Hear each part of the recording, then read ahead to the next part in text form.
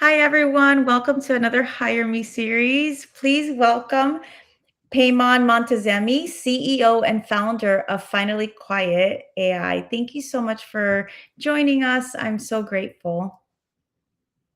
Good morning, Maria, and thank you so much for having me on your platform. I wanted to know, tell me a little bit of what Finally Quiet is and your background. I would love to hear it again. I would love other people to hear it again. I know, I'm a big fan of your product. The minute Well, I thank you. first heard about it and I saw you pitch, I knew this would be like it was going to skyrocket, and I Mm. was right. If I had money to invest in your company, I would have been one of the first ones to like dump all these $1,000 in your company for sure. So please tell That's me very what your company's about. sure. That's very kind of you to say. So I've been in med devices, for 25 years myself, and um, had the privilege, or with the help of my prior teams, to commercialize 13 medical devices of medium to high complexity, including class 2 and class 3 implantables. My background is really in cochlear implants. And so audio is a very big, thing that is very near and dear, to my heart. And I'm also a professionally trained musician. So therefore, when you combine the two, Finally Quiet is really the reflection of my brain. Those 13 products that were commercialized, they generated 4 successful exits so far, over $2.8 billion. So that's my background. And then Finally Quiet, so on August 20th is going to be exactly 13 years, 13 years that my wife and I had this conversation in the car about her tinnitus, which is the beginning of basically then hearing loss, and then which then transfers to tinnitus, which is earringing. And she said, you're a biomedical engineer, why don't you do something about it? So we became basically, we now have three legs. We are a human to human basically interface, where we are talking from the stereo field to anybody with a voice, and we switch the patient between music, etc. So that's the one piece, and we also remove all the noise, including the bone conducted sound in the jaw of the patient during drilling, which is the next generation patient headphones that we're working on. So communication system and noise canceling. The next level, which is very hot right now, which is the human to AI piece, and where we basically support voice AI companies and note-taking companies with better acoustic microphones. And we have a platform in which they can come in and they can develop their own algorithms, and open bay left, open bay right, and whatnot. Because we noticed that if you don't use proper microphones and you go and get off-the-shelf microphones, there's a huge bleed of information across chairs, and they end up actually spending a lot more time basically correcting the notes than actually benefiting from them. And the third leg of that, and the last one, is the human to medical devices. So with voice again, so the common theme you will see here is always constantly voice and is hands-free. Is that we actually connect humans to medical devices themselves, so to the chair, to the treatment unit, to surgical loops, to laser, and then any kind of equipment that you have. And then with voice again, and everything is real time, you get to basically lift the patient by 30 degrees, put them in a treatment position, start a laser, stop laser. Everything that we do is real time at the edge. So that's in a nutshell, Finally Quiet for you. That is amazing. I know that when you share that with me and with everybody that you were presenting to at the time, the one thing I can think about is I used to work for a DSO that you wear head earpieces. I think Yeah. there were Motorola earpieces, Yeah. or when I Mm. remember in the beginning, it was very overwhelming for me because everyone's having multiple conversations and there's only one line. It's not like we Yes. change in between lines. Yes. So Yes. I remember hearing the solution. I'm like, that would be like, that would make sense, right? If you can talk to just your dental assistant or just your hygienist, or I know Yes. that you mentioned at one point, if you have an emergency and you don't want the patient to hear, you can actually call out an emergency, and Yes. then everybody can direct their patients, which is brilliant, absolutely brilliant. I would have loved to like work in that DSO having this type of system instead of how I started. But I mean, eventually Mm. you get used to it. But obviously, Yes. this is a much better solution to Mm. this. Are you currently in a DSO? So we're talking to multiple of them right now. We're testing actually as one of the largest in the nation right now. As we speak, we're piloting. They have a few samples of ours, and then the next step, of course, is to start expanding to do a multi-site, pilot. Oh, that's amazing. I hear a lot of companies that will tell me all of their solutions, and they're all great products, but this is a unique product. I Mm. have yet to hear a product like yours, and I don't usually it's the same, very similar scribes, voice, like receptionist or RCM, or it's all Right. around the same, like, but this is very unique. So Mm. I wanted to know, since you've obviously been doing this for a long time and you've been doing Finally Quiet now quite a bit of years. When you first started, obviously you were the one doing all the interviews. How did that look like, especially for non-technical positions, if you will? I know that probably didn't come until later in the picture. I'm sure, or very early on, you probably had a lot of people that were very technical, right? Building Yes. everything. But Yes. what did that look like for people that don't have technical backgrounds? Maybe like people that would do demos or customer success or anything like that. I think the best example I have to give you is the not recent, but I would say earlier this year's joining of Dr. Shamardi. Dr. Sam Shamardi is our chief dental officer, and there'll be also a major announcement, going out, later this week on that specific his roles basically in the company, Yeah. and he is, I think the perfect, example coming from a clinical background. So he's, a professor of clinical periodontics at Harvard and UPenn. He recently moved to Newport Beach. So his house is like 4 minutes from our headquarters here in Orange County, California. And it made sense, for us to basically merge. But the biggest thing is that, yes, he was a one person and there were a few people on the board at that point. And the interview was very interesting because this is the first time that the technical side, gets married, to the clinical side. And I recognize, that thing where, yes, my wife is a co-inventor, etc., whatnot, but she's a practicing dentist and whatnot. Whereas Dr. Shamardi had already, launched a product, which was called the dental ear for protection of hearing and whatnot. And then so those interviews were interesting because, you just really at the founder level, you're talking two founders of two different companies talking to each other and really exchanging ideas. So what you try to do at that point is to show the vision, and which is the hardest thing I would say for any founder to explain, to be able to for other people to see through your eyes. And that is the toughest thing, even with family members, even with my wife, who's a co-inventor, to show exactly what the vision of the company is, Yeah. what the various offerings are, how to market it, what is the team that we'll need, and what are the steps for us to get there.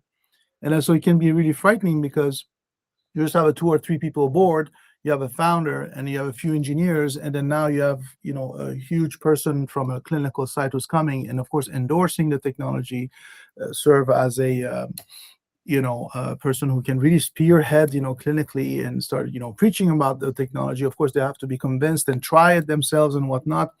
So it was a very lengthy process. And of course, when you come from the medical side, usually adoption is not as fast as you would expect on the technological side. Clinicians have their own measurements that you have to pass, or their bar of height and yet you need to pass and whatnot. So it was a very interesting thing. And then it's a one-man shop at the beginning. So building your C-suite at the top, you have to really onboard people who believe in the idea, believe in yourself first. If they don't believe in you and what you say, and then the next level is that believe in the product, believe in the vision, and you need to really, really have a solid plan. And once you present that, then of course, you will see some of those hesitations and some of those questions, specifically from the clinical side, to kind of disappear. And now we start really talking about the common vision, the common direction, etc., and align that. Uh, I've been, kind of trained, really by the best. I've been extremely fortunate to have, five executive, coaches across my career that I'm still in touch with. We all have our, weaknesses and our blind spots. So it's important that, you constantly check in with them, and then so that you make sure that, they know you. And if, of course, there must be a trust in order to do so. And once you do that, then of course, once you present that to any C-suite that you're onboarding, at the beginning at least, it will resonate with them. And in this case, it really resonated with Dr. Shamardi. And then so now him and I we're up and running, the whole C-suite and of course the division of the company. And our C-suite is growing. There will be at least three, four, announcements when it comes to major positions in the company over the next, 2 weeks.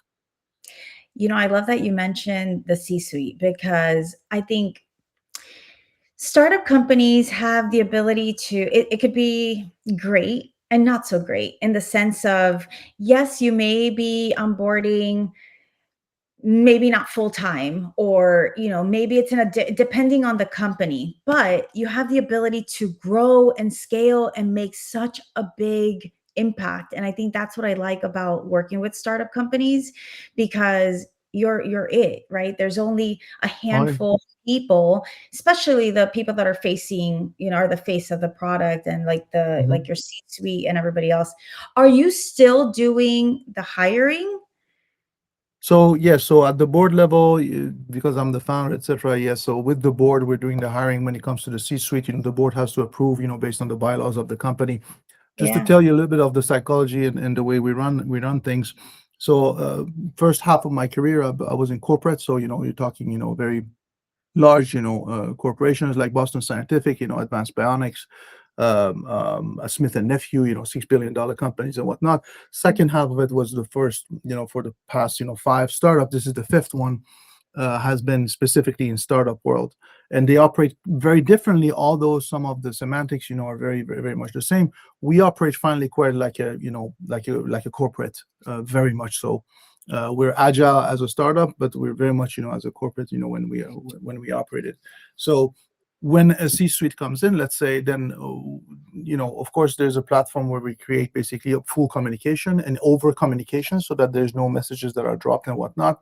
But then it comes with full empowerment, so that there is you get basically my trust basically on day one, and that is a very important thing, because it's for you to take it away from me. You get 100% of trust, so you get access to all our systems, Yeah. IT systems, whatnot, for your department and whatnot, and from that moment, then the person did get all the support that they need. But of course, it is in my best interest to bring them up to complete autonomy for their, department. Let's say clinical affairs for, let's say, for Dr. Shamardi, or commercial operations, for any CCO or whatnot. And then once they're brought on board, you support, right? You support and you support and you support until, they get the vision and they're fully aligned. And of course, once they start, spreading their wings, then you're hands off. And they should come to you, and you do check-in and whatnot, etc. But they should come to you if there's any help or any, things that, etc. that happens in there. And then so that autonomy also provides tremendous amount of empowerment and commitment. In order for people to commit, if you don't empower them, you don't trust them, they will never commit. So you need to have that commitment, so that there is accountability that you can put in. Of course, goals and objectives that are set, from an HR perspective, we review them, twice a year when it comes to that, and then we set them. And what is also important, again, to make a fair game, I sit down with every single person, at least who's reporting to me, and define the goals and objectives with them, something that they feel comfortable. And given that this conversation is also on the HR side, very much, that they feel comfortable, so that they can commit to it. And then we put some, of course, bonus packages and this and that and stocks and whatnot, because we are, a startup. So we're very flexible when it comes to that, which is a huge benefit to joining a startup compared to a larger corporation or whatnot. And then we review them, twice, a year, and that makes it a very fair game. So you see systematically commitment, and of course, we're going to try to reach, those goals, as a team. So you have, departmental, personal goals, the departmental, and then company, and those define, the end of year bonus, of every single individual, and that has worked very nicely over the past 25 years, whether you're at the startup level or at the corporation, and people are very happy with that formula, because again, it's a very fair game when it comes to evaluation. That's great feedback, and that's so nice. What is something that you personally, I know everybody's going to be different. There's no right or wrong answer. I'm just curious, what is something you look for, especially for non-technical? Like, I know that you're still building a team, and obviously this is going to grow and scale and continue. You're going to continue to hire. And once you're done with your C-suite and you start hiring people that do demos or customer success or however that looks like in the near future, what is something that you personally look for in individuals? Is to be able to get things to a done state. At Finally Quite, we only have a single done state. We have a definition of done for every single department. And so that means that, I look for people who are able to go great lengths in order to get to a specific task or a specific, plan or whatnot to a done state, um, and communicate it properly. We have very various channels of communication in the company. We have both verbal and written, and your text message with all these things. But the fact is that a person goes and single-handedly can get all the answers they need and know the questions that they need to ask and who should they ask. Of course, once we explain them, who is responsible for what and where to get that information. Um, that skill set to me is incredible because it lifts off, a certain burden off the shoulder of whoever the hiring manager is. And you mentioned, about the early stages. I'm still involved from a cultural and HR perspective when it comes to, the hiring process, etc. Although I leave the decision to, let's say, Dr. Shamardi or whoever, is my direct subordinate, again because of the empowerment thing. That's awesome. And are you going to, I know that you're still trying to finish hiring, and you'll make those announcements when they come, but do you have any openings for, let's say, something like a dental hygienist, a dental assistant, someone who has like front desk experience, or like what does those positions look like or will look like in the future, so that when we put all the information below with your company name and where should they Mm. be looking and what are they looking in terms of like their own experience? What are you looking for? Yeah, so I think, the commercial operation organization, given that we're already, commercial right now, at least early stages of commercial, we deployed in our first clinics actually, last week. And then so those announcements went out, which is very exciting, to see that. Um, uh, People who are, an interface to the clinic are of great value because they can be great salespeople because they know what, clinicians are looking for, what are the pain points that they're having. So I expect, our commercial organization to really grow exponentially over the next year. And then so anybody who has that background, and then what we look for is someone who, from an administration perspective, is also very rigorous and detailed oriented. Um, Leads when it comes to sales are easily dropped. And we have a system, we have a customer relationship management system that we use internally. So it is important that anybody who's onboarded is extremely meticulous and detailed in the way they present, the cases and the leads that are in the system, and then follow-ups with those, and then making sure that the information that is entered into the CRM is accurately representing, the specific, interface that we have with whatever so client, by respect for them, but also for the company, so that we can do proper, lead follow-ups and things like that, and to make sure that they get the proper attention, from the company, and we never, disappoint customer. Satisfaction is of utmost importance at Finally Quiet, and we make sure that we are responsive and things like that. So professionalism, being able to communicate, administratively, like, knowing Microsoft Office left and right, like the back of your hand. Those are skill sets, and that's something that sometimes can be challenging because in the office, not necessarily you're typing, etc. You're really dealing with patients and whatnot. So kind of brushing up, on those skill sets when it comes to administration and using the typical office tools. Doesn't matter the tool, but following communications and then being able to log information, etc., of utmost importance to be able to join, any team like that. You mentioned CRM, and I'm so glad you did, because you took the words out of my mouth. That was going to be my next question, because I haven't been able to ask that previously with other people, but I know that when I was interviewing with all these companies back when I was trying to make that pivot, there was a couple companies that they really just were held bound, and me understanding and knowing, Go High Level or HubSpot or whatever that looks like. Is that something you guys look for, or not necessarily? It's a We look tricky. for any experience in a standard system that allows, commonalizing, all the efforts, from the sales operation and whatnot. Doesn't matter the tool. Um, is really how ruthlessly you execute on the tool that matters. And by ruthless I mean, systematic, being, clean in the system, being rigorous information, detailed in and harvested information. So those are the things that are more important. You can use Go High Level, you can use HubSpot, you can use Salesforce. Doesn't matter to me what you had as a background. I think is your approach to the tool, how you maintain it, how you make sure that everybody's, let's say, trained on it, etc. That matters more. So we look at the methodology rather than the tool itself. I love that. Well, this is Mm. fantastic. And you were saying, and last question, I know you were saying that you're looking into maybe hiring positions like that, maybe like in the next year or so, right? Yes, I mean, very, I would say, starting probably because it will be throughout the year, right? If you want to heal multiple, roles like that. When commercial organizations, grow, they grow exponentially. So it may be that you go from 1 to 10 very rapidly, and then from 10 to 20, then 20 to 50. Hopefully, Uh, that's what happens with you guys. You guys just need so many that you just open up. And where would yeah. people look for these positions? Yeah, Do so you we typically, post. That's a very good question. So we typically post, on Indeed, and then we post on LinkedIn. Those are the main two areas that we post.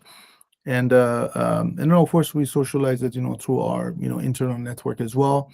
As Jürgen Stark, comes from Vivardis, so sits on the board there, and then so we have, of course, lots of connections, from Vivardis. They're very dear in our hearts, and we know them very well, it's a model that is very I would say inspiring in the way the company is being driven and whatnot. So we also have other anchors when it comes to large corporations, through Dr. Shamardi, through our upcoming C-suite, and myself. And then so we reach out, and of course trust comes with the most important word when it comes, when someone refers someone, is Oh, that you yeah. know that they're going to be coming in and they'll be really doing a good job and taking care of your company. We take care of our people first, and then we believe that once we take care of our people the best, they're happy, they'll take care of our customers. That's really, um, you know, our mantra. I love that. Thank you so much for taking the time to be able to do this. I so Mm. greatly appreciate it. And I'm sure everyone who's listening also appreciates it because there's nothing like this. I will put all of your information. I will put his LinkedIn as well. Please follow and follow how the company is doing because they're doing phenomenal. Thank you again. Thank you, Maria. Thank you so much for having me, and I look forward to meeting you in person, at our next conference. Thank you. All right, take care. Have a good day.